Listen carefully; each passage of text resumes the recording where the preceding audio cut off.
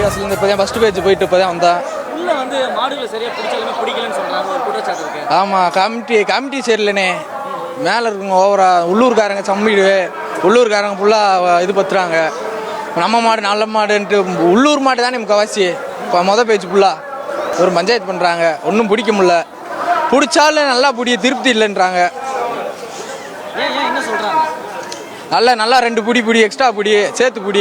இன்னும் 4 இன்னும் உள்ளூர் மாடுண்டா பிடிக்காத, வேற மாடுண்டா பிடிக்காத, உள்ளூர் மாடுண்டா விலைக்கு விட்டுறாங்க. வந்து அவங்களே விலைக்கு விட்டுறாங்க. உள்ளே வந்து கூட இருக்கிறவங்களே அதானே ஒன்றும் செய்ய முடியல. நம்மளுக்கு தானே நம்ம இப்போ தானே உள்ள நானே இந்த உள்ளூர்காரங்க எங்கள் ஊர் மாடு பிடிக்காத அப்படி இப்படி விலைக்கு விட்டுக்கே இருக்காங்கண்ணே. அவ்வளோதானே, அவங்களும் வேறு 12-15 தான் வந்திருக்காங்க. சரியாக பிடிக்கலன்றாரு. 2 பேர் ஒரு ஆள் பிடிச்சிட்டு பக்கத்தில் விழுந்துட்டாலும் 2 பேர் பிடிச்சி பிடிங்க அப்படி இப்படின்னு செல்லாதுன்றாங்கண்ணே. பிடிக்காது செயல்படாது.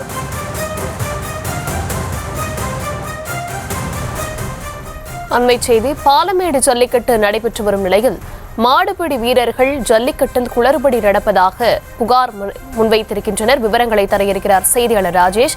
வணக்கம் ராஜேஷ். மாடுபிடி வீரர்கள் இந்த மாதிரி ஒரு புகாரை குறிச்சிருக்காங்க, வர்ணனையாளர் மேல அவங்க ஒரு குற்றச்சாட்டை வச்சிருக்காங்க. இதுக்கு விழா கமிட்டி சார்பா என்ன பதில் கொடுக்கப்பட்டிருக்கு? வணக்கம். தற்போது பாலமேடு ஜல்லிக்கட்டு போட்டிகள் நடைபெற்று வருகின்றது. இந்த ஜல்லிக்கட்டு போட்டியில் கடுமையான பாரபட்சம் காட்டப்படுவதாக வீரர்கள் புகார் தெரிவிக்கிறார்கள். அந்த புகாரை பொறுத்தவரையில் அதற்கான காரணம், பலர் உள்ளூர் சேர்ந்தவர்களாக இருந்தால் அவர்களுக்கு சாதகமாக இந்த விழா கமிட்டி செயல்படுவதாக வீரர்கள் குற்றச்சாட்டை முன்வைக்கிறார்கள். காரணம், உள்ளூரை சேர்ந்த, அதாவது பாலமேடு கிராமத்தை சேர்ந்த அந்த காளைகள் வந்தால் அந்த காளைகள் தோற்றால் கூட அந்த காளைகள் வெற்றி பெற்றதாக அறிவிக்கப்படுவதாக குற்றச்சாட்டு முன்வைக்கப்படுகிறது. அதே போல ஒரு வீரர் மிகவும் சிரமப்பட்டு அந்த காளையை அடக்கி நீண்ட தூரம், கிட்டத்தட்ட ஒரு 100 மீட்டர் தூரத்திற்கு அந்த காளையை அடக்கியபடியே சென்றாலும் கூட அந்த வீரனுடைய அந்த உழைப்பு, அந்த வெற்றி என்பது அங்கீகரிக்கப்படுவதில்லை எனவும் குற்றச்சாட்டு எழுந்திருக்கின்றது. காரணம், அந்த காளை உள்ளூர் காளையாக அல்லது விழா கமிட்டியில் இருக்கக்கூடிய ஒருவருக்கு வேண்டப்பட்ட காளையாக இருக்கின்றது காரணத்தினாலே இது போன்று பாரபட்சம் காட்டப்படுவதாக கூறுகிறார்கள். அதே நேரத்தில் நேற்றைய தினம் நடைபெற்ற அவனியாபுரம் ஜல்லிக்கட்டு மிகவும் சிறப்பாக நேர்மையாக நடைபெற்றதாகவும் கூறுகிறார்கள். அதே நேரத்தில் இந்த பாலமேடு ஜல்லிக்கட்டு ஒரு ஆர்கனைஸ்டாக, ஒரு குறிப்பிட்ட ஒரு அமைப்பாக சரியாக செயல்படவில்லை, ஒழுங்கற்ற முறையில் செயல்படுவதாகவும் குற்றச்சாட்டுகளை முன்வைக்கிறார்கள். ஒரே நேரத்தில் 3-4 மாடுகள் கூட களத்தில் விளையாடி கொண்டிருக்கிறது. இதன் காரணமாக வீரர்கள் பெரும் குழப்பத்திற்கும் சிரமத்திற்கும் ஆளாகக்கூடிய நிலை ஏற்பட்டிருக்கிறது. களத்தில் ஒரு நேரத்தில் ஒரு காளை தான் இருக்க வேண்டும். அப்போதுதான் அந்த வீரர்களுடைய முழு கவனமும் அந்த காளையின் மீது இருக்கும். ஒரு வாடிவாசலிலிருந்து ஒரு காளை வெளியே வந்தவுடன் வீரர்கள் அந்த காளையை அடக்க பாய்கிறார்கள். அதே நேரத்தில் ஏற்கனவே விளையாடிவிட்டு சென்ற காளை மீண்டும் களத்துக்கு வருகிறது. இதற்கு முன்பு விளையாடிய காளையும் களத்தில் அங்கேயே தங்கி நிற்கிறது. அந்த காளையை முழுமையாக அப்புறப்படுத்திவிட்டு புதிய காளையை கொண்டு வந்தால்தான் சரியாக இருக்கும் என்றும் குற்றச்சாட்டுகளை முன்வைக்கிறார்கள். அது சரியாக கவனிக்கப்படுவதில்லை. வீரர்கள் அந்த மாட்டை சுற்றி சுற்றி அவர்கள் சுழன்று பிடித்தாலும் கூட சில நேரங்களில் புறக்கணிக்கப்படுவதாக கூறுகிறார்கள். அதே போல வெளியூரை சேர்ந்தவர்கள் காளைகளை எடுத்து வந்தால் அவர்களுக்கு உரிய பரிசுகள் கிடைப்பதில்லை. பரிசுகளை அறிவித்துவிட்டு அடுத்தடுத்த காளைகளை நோக்கி அவர்கள் கவனம் சென்று விடுகிறது. இந்த வெற்றி பெற்ற காளையின் உரிமையாளர்கள் பரிசு கேட்டு கெஞ்சி கொண்டிருக்கிறார்கள். ஆனால் அவர்கள் காலம் தாழ்த்தியோ அல்லது சிலர் உரிய பரிசு பொருட்கள் வழங்கப்படாமலோ திருப்பி அனுப்பக்கூடிய காட்சியை நேரடியாக நாமே இங்கு பார்க்க முடிகின்றது.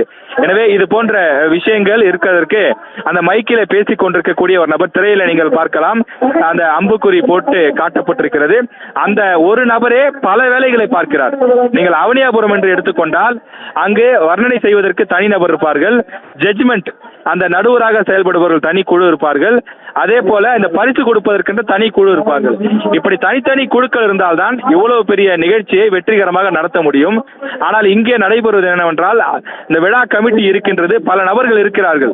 ஆனாலும் அந்த குறிப்பிட்ட அந்த ஒரு நபர் தான் அனைத்தையும் கட்டுப்படுத்தக்கூடிய, அனைத்தையும் ஒழுங்குபடுத்தக்கூடிய ஒரு நபராக செயல்படுகிறார்.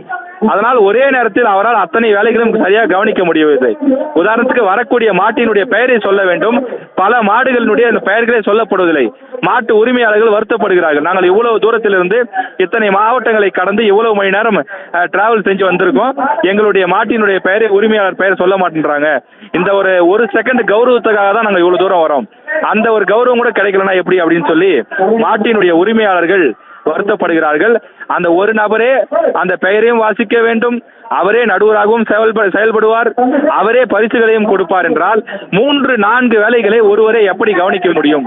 எனவே இதன் காரணமாக ஒரு ஒழுங்கற்ற முறையில், வெளிப்படையாக சொல்ல வேண்டுமானால் ஒரு நேர்மையற்ற முறையில் வெளிப்படைத்தன்மை இல்லாமல் நடைபெறுவதாக இங்கு பார்க்கக்கூடிய பொதுமக்கள், வீரர்கள், மாட்டின் உரிமையாளர்கள் என அனைத்து தரப்பினரும் குற்றச்சாட்டுகளை முன்வைக்கிறார்கள்.